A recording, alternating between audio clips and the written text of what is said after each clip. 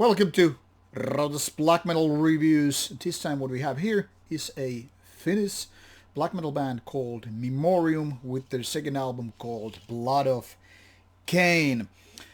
The band started around 2016 and a couple of years later they released their first album, and 2 years from that it's time for their second one.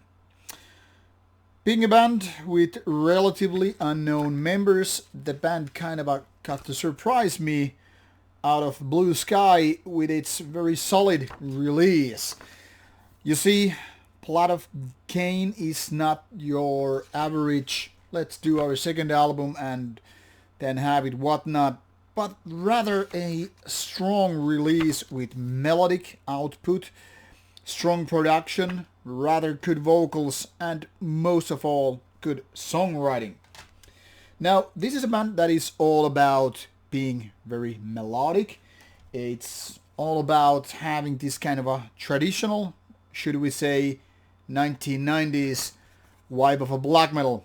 If you need some name dropping, I would say Dark Funeral comes to my mind first, and then maybe another Finnish name, Biheksen. Now if we take a look at this band basic information here on Metal Archives, you can pretty much see how it is. 4 years roughly old, 2 albums out, and well, then we have this new album which is some 41 minutes long with some 8 tracks. As you can see, pretty much some 4-5 minute tracks, which are pretty decent for this kind of a band. They are not overextending anything, but more kind of creating this kind of a, say, sensible length. It's not, going like, okay, let's include some 100 riffs here, but rather pointing out that this is something that how it works when you have this amount of riffs, this amount of melodies, and you just compile them into proper songs. Now here we have this pretty cool cover art having this kind of old school feeling.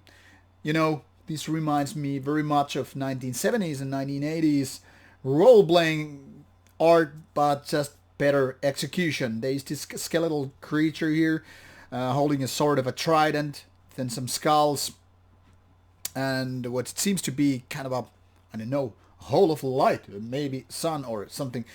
I don't know, this is basically kind of a naive art, but in my opinion it kind of fits. It kind of gives you this feeling that this is a metal of death, but not death metal.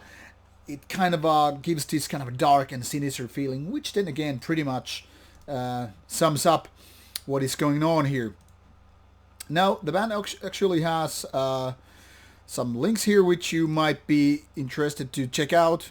For example, they have their own Bandcamp site which has both of these albums for your listening pleasure, the debut album Incipit Chaos and Blood of Qayin.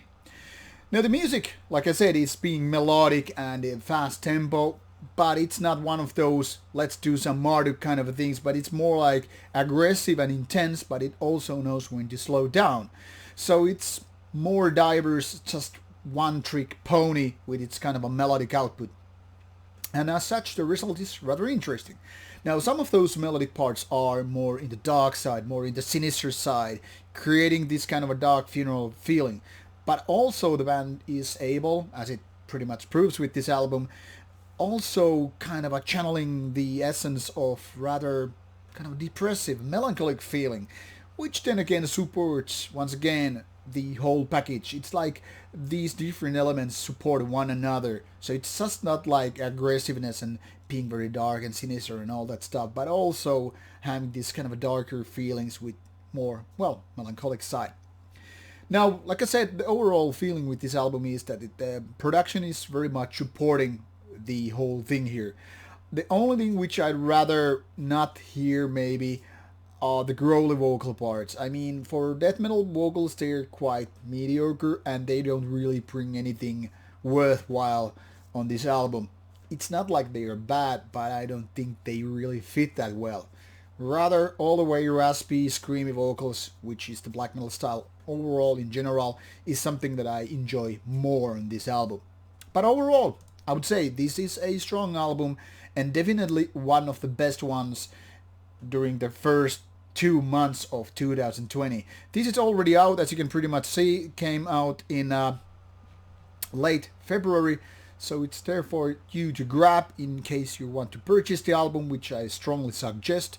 But in case you just want to check it out, well, do it on here on the Bandcamp page, and you can pretty much listen on the tracks and then figure out whether or not it's your cup of tea.